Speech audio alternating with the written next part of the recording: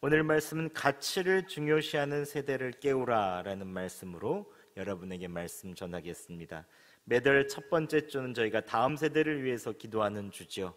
우리가 기도함으로 예수 그리스도의 복음의 능력이 우리의 다음 세대에 나타나 새로운 부흥으로 이어지기를 예수 그리스도의 이름으로 축원합니다.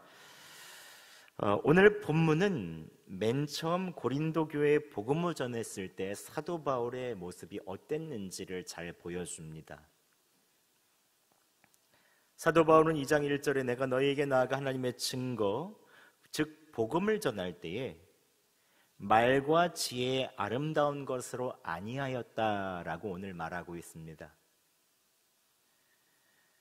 아름다운 것이란 것은 헬라어로 높임, 뛰어난, 탁월한 이란 뜻으로 휘페로케라는 말인데, 이것은 당시 사람들을 설득하기 위해서 사용했던 철학적인 말들이나 화려한 수사법에 의지하는 것을 말합니다. 즉 내가 철학적인 말들이나 화려한 수사법에 의지하지 않고 너희에게 복음의 진리를 전하지 않았다라는 것이죠. 또 다시 한번 강조하면서 4절에도 내 말과 전도함이 설득력 있는 지혜의 말로 하지 아니하였다고 강조합니다. 철학이라는 것이 필로소피, 지혜를 사랑함이라고 얘기하거든요. 즉 철학적인 내용으로 너희에게 전하지 않았다. 나의 지혜와 철학적인 지식으로 전한 것이 아니다라는 것을 또 한 번 강조합니다. 또 3절에 보면 내가 너희에게 거할 때 약하고 두려워하고 심히 떨었다라고 말합니다. 사실 사도 바울만큼 복음을 전할 때 담대한 사람이 있었던가요? 자기 목숨을 걸고 예루살렘 성에도 들어가고 항상 돌에 맞아도 끝까지 복음을 전했던 사람이 이 사도 바울 아닙니까? 근데 왜 고린도시에 와서는 이렇게 약하고 두려워하고 심히 떨었다고 말하는 것입니까?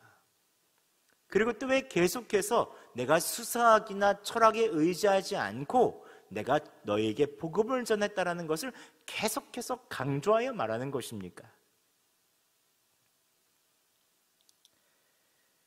왜냐하면 사도 바울은 고린도시에서 복음을 전하기 전 심한 실패를 맛봤습니다.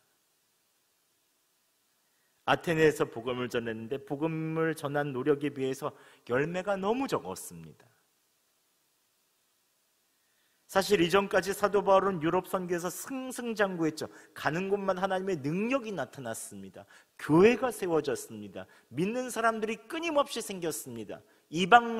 이방인들의 사도라고 불려질 정도로 이 사도 바울을 통하여 나타난 능력은 대단했죠.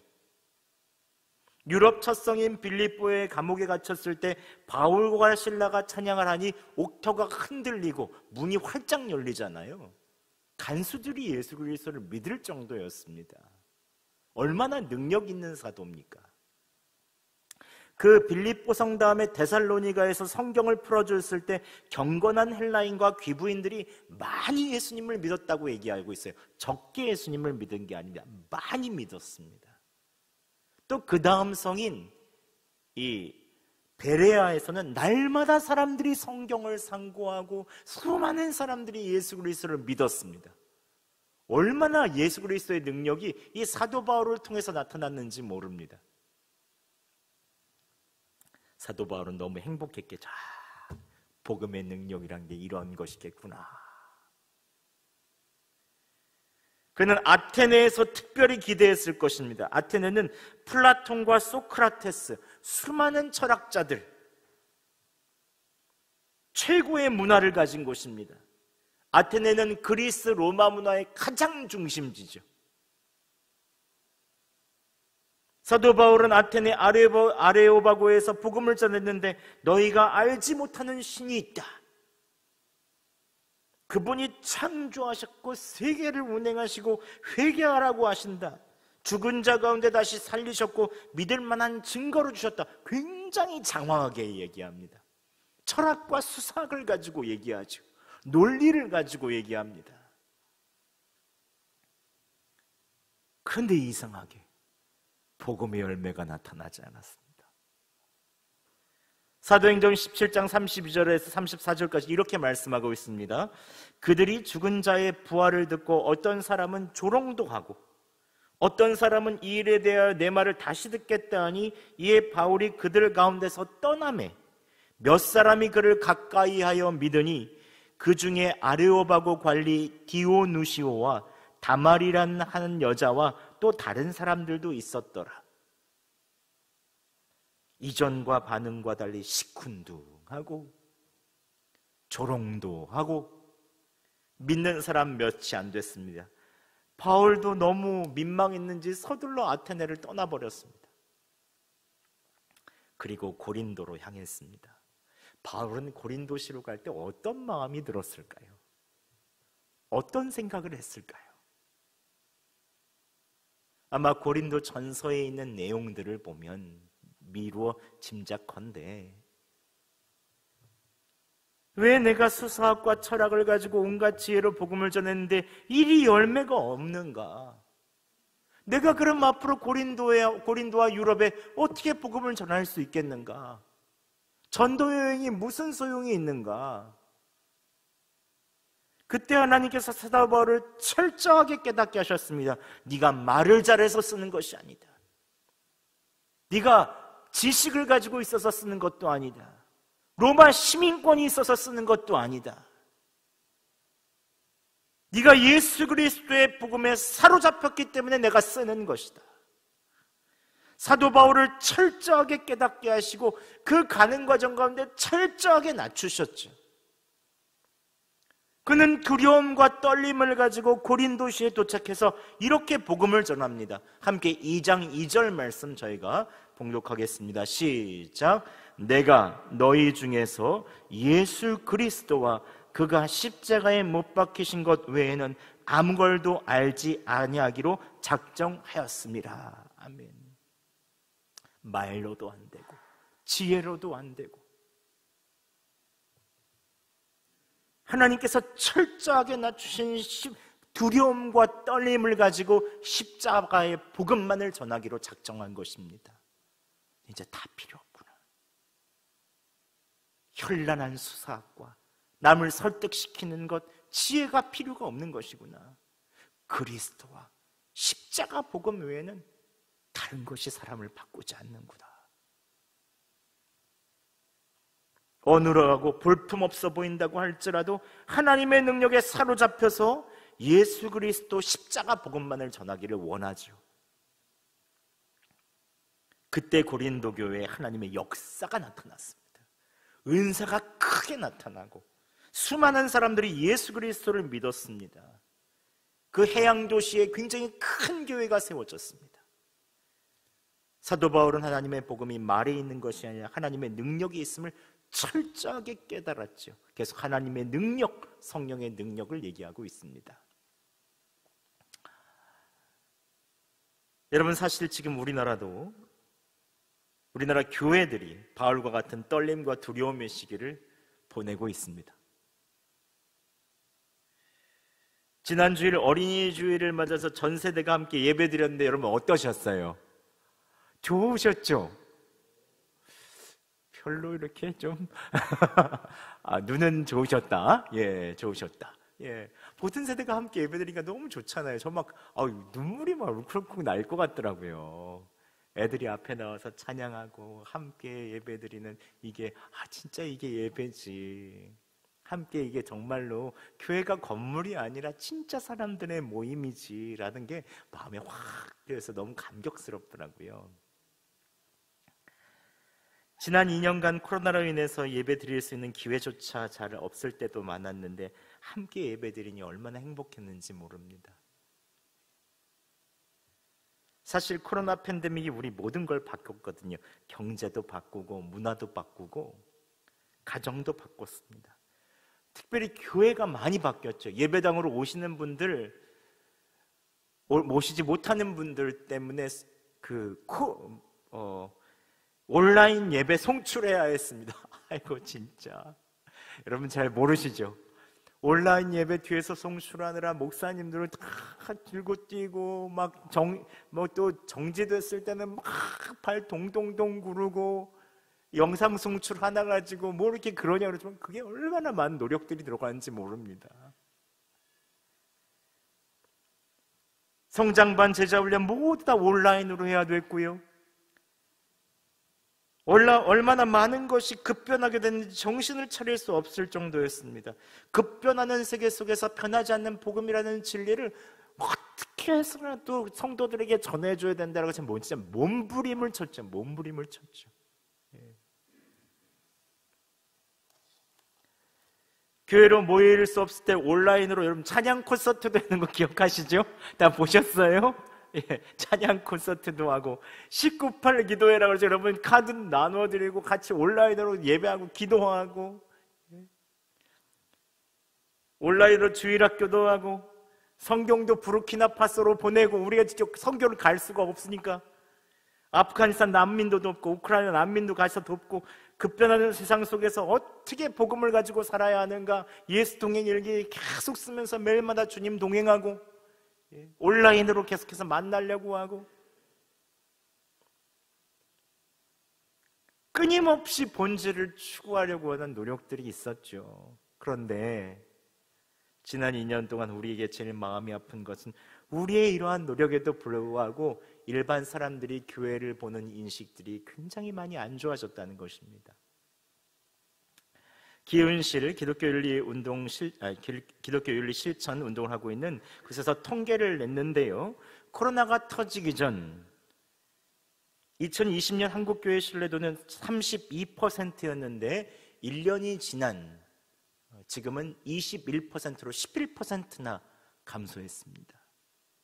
10명 중 2명 정도만 호감을 가지고 있는 거예요. 다 비호감으로 변했습니다.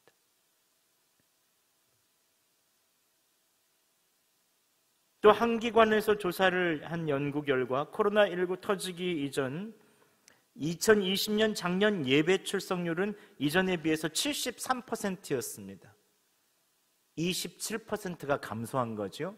근데 1년이 지난 2021년은 70%로 코로나 이전보다 30% 감소했다고 하는데 모든 교회가 다. 근데 이 정도는 괜찮죠. 예. 온라인으로 들은 부분도 계셨으니까. 예. 그리고 또 이전의 신앙의 세대들이 그래도 믿음을 가지고 신앙의 경험들이 있으니까 이 정도 이제 지켜낸 겁니다. 그런데 문제는 다음 세대예요. 코로나19가 터지고 나서 2020년 교회학교 출석률이 48%입니다. 반으로 줄었어요. 2021년은 더 감소해서 42%까지 줄었습니다. 코로나 이전보다 제가 잘못했네요. 58% 정도가 감소했어요. 제가 산수를 잘 못하네요. 예, 58%. 반토막이 난 거예요, 반토막이. 근데 이게 온라인까지 합쳐서 이렇다는 거예요, 합쳐서. 지금 한국교회 전부가 이렇다는 거예요. 청년을 포함한 교회학교 사역을 보면 이제 10년 후, 20년 후는 심각한 시대가 올 수 있죠. 진짜 우리의 관건은 우리의 신앙을 어떻게 다음 세대에 물려주느냐입니다. 이게 정말로 중요한 거예요.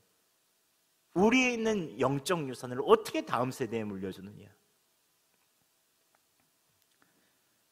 이건 성동교회뿐만 아니라 여러분의 자녀가 여수가 아닌 타지에서 교회를 다닌다고 한다면 여러분이 자녀들이 다니고 있는 모든 교회들이 다 고민해야 될 과제이며 해결해야 될 문제입니다.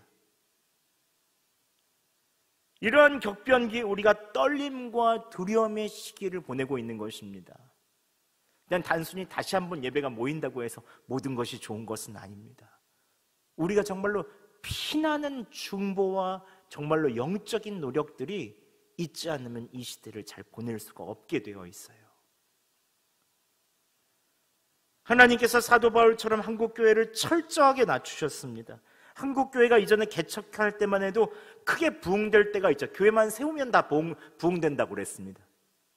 근데 이제 어떻게 해야 될지 모르는 세대가 됐어요. 다음 세대는 너무 빨리 변하는데 한국 교회가 따라갈 수가 없어요.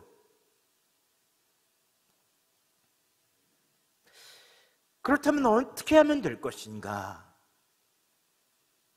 여기에서 우리가 한번 좀 먼저는 다음 세대를 좀 이해할 필요가 있습니다. 이것들을 놓고 우리가 함께 기도하고 오늘 같이 축복하고 할 텐데요.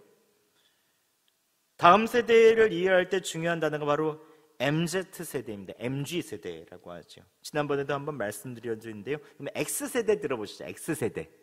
예. X세대는 1965년생부터 79년까지 40대 중반부터 50대까지예요. 대학력고사 수능을 치른 IMF를 겪은 세대. 바로 제가 이제 X세대입니다. 예. 근데 Y세대가 바로 M세대인데요. 1980년부터 1994년까지 30대, 40대 초반 인터넷 디지털을 받아들인 세대예요. 바로 여러분의 자녀들 세대일 수 있죠.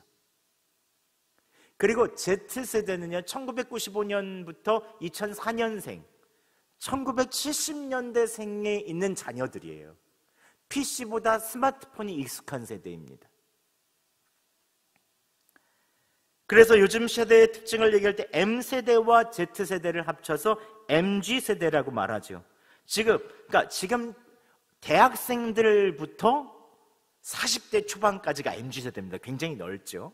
그래서 어떤 사람들은 뭐 나눠야 된다라고도 얘기하는데, 근데 디지털 세대에 있는 성향들이 비슷하게 나타난다는 거예요.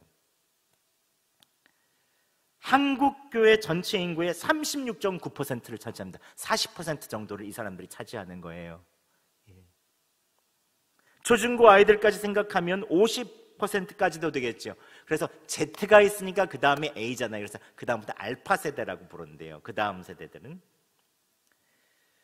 이 세대가 좋아하고 이 세대가 적응하고 이 세대가 공감을 얻는 교회여야 교회에 아이들이 올 수 있다는 거예요. 다음 세대가 교회를 올 수 있다는 것입니다. 중년까지도 교회를 올 수 있다는 거예요. 젊은 중년들이.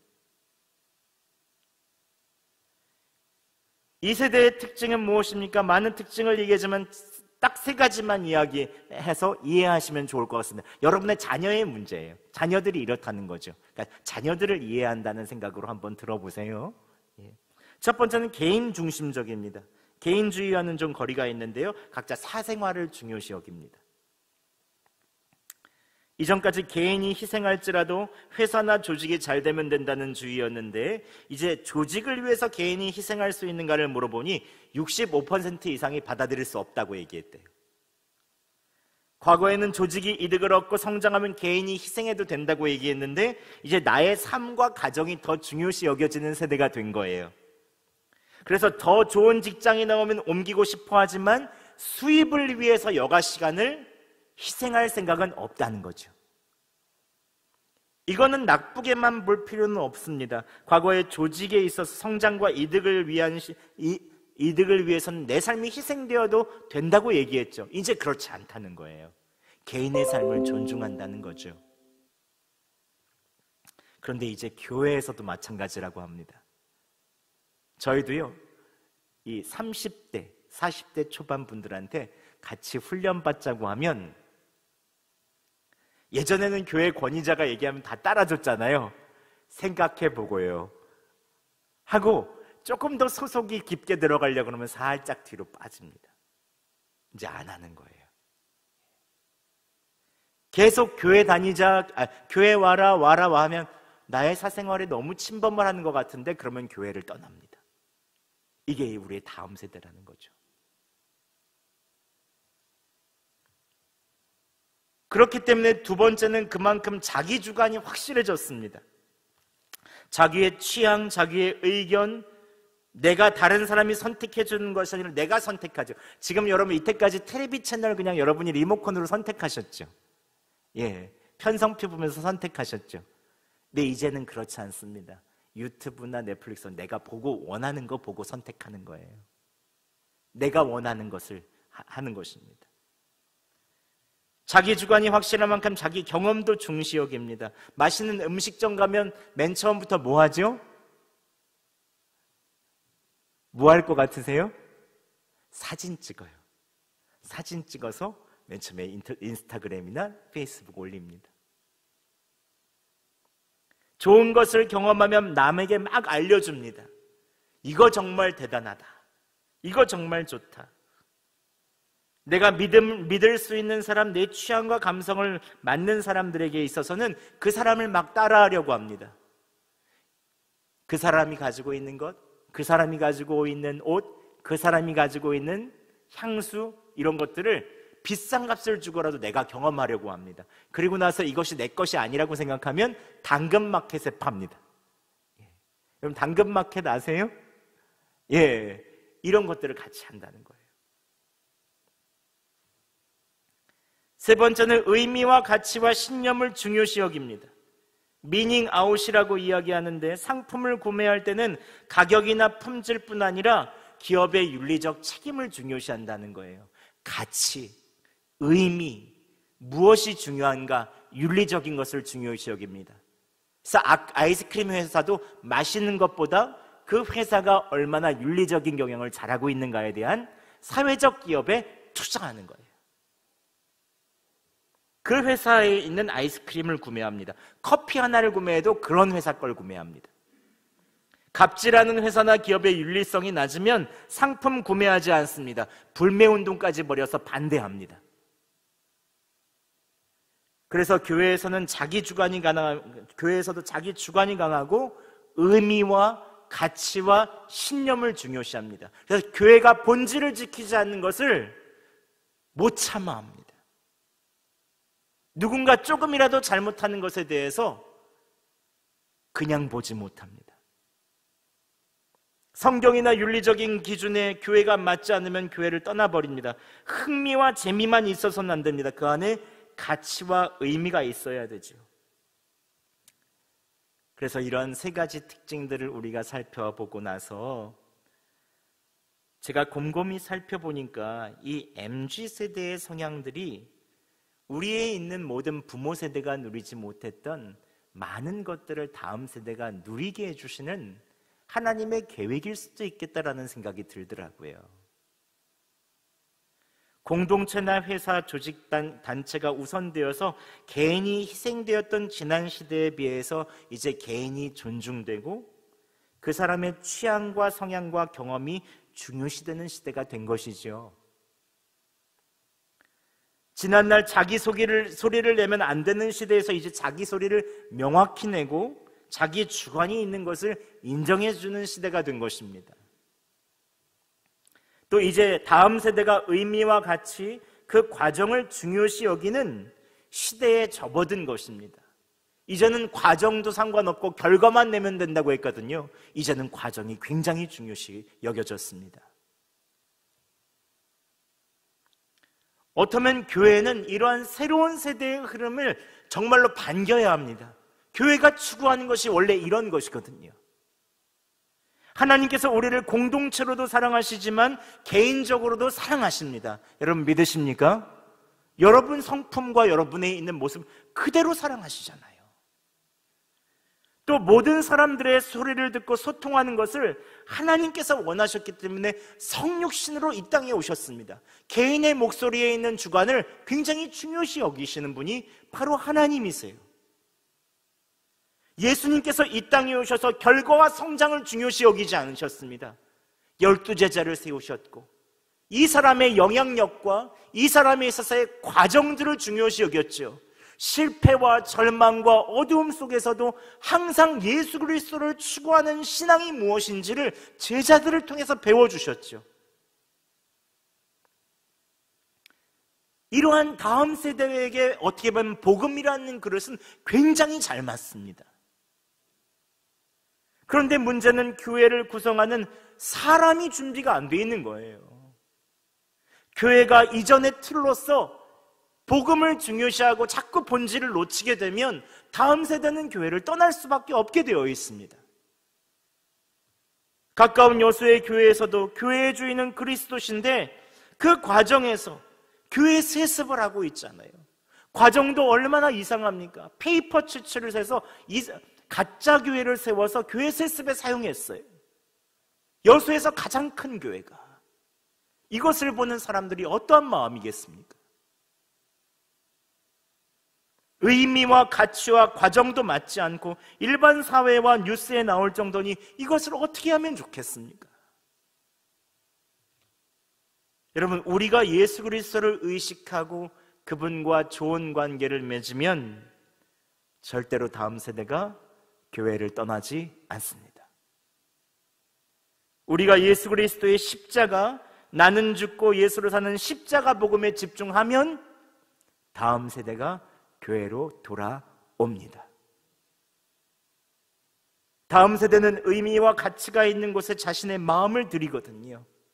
물론 방법론은 그 시대마다 다르죠. 온라인과 메타버스, 수없이 많은 여러 가지 얘기들이 있어요. 그렇지만 이것은 다 방법론이거든요. 방법론. 본질이 중요한 것입니다. 복음은 바뀌지 않습니다. 온라인 영상 돈만 있으면 세련되게 만들 수 있어요. 컨텐츠 만들 수 있습니다. 그러나 우리가 서울에 있는 대형교회에 따라갈 수 없거든요. 전 솔직하게 얘기할 수 있습니다. 하지만 저희 교회의 가장 큰 장점은 무엇입니까? 우리 교회 성도님들의 주님 사랑하는 마음은 그 어느 분들보다 뜨겁더라고요. 여러분 믿으십니까? 수요일이라 저녁이라 다 피곤하시죠? 괜찮습니다. 주님께서 사랑하시는 자에게 잠을 주시잖아요. 괜찮습니다. 결론만 말씀드려요. 결론만. 우리가 철저하게 사도 바울과 같이 낮아져서 두려워하고 떨면서 해야 되는 것은 무엇입니까? 삶으로 예수 그리스도 복음을 살아내야 합니다. 예수 그리스도 전해야 합니다. 오늘 예수 그리스도와 십자가 외에는 전하지 않겠다라고 하는 이 사도 바울처럼 그 복음만 집중하면 되는 거예요. 그 가치와 그이는 예수 그리스도의 복음으로 살아냈을 때 분명히 하나님께서 우리에게 지혜를 주시고 다음 세대가 교회를 올 수 있도록 하나님께서 그 길을 마련해 주실 것입니다. 많은 사람들이 방법론을 찾을 때 우리는 본질을 찾자고요. 본질.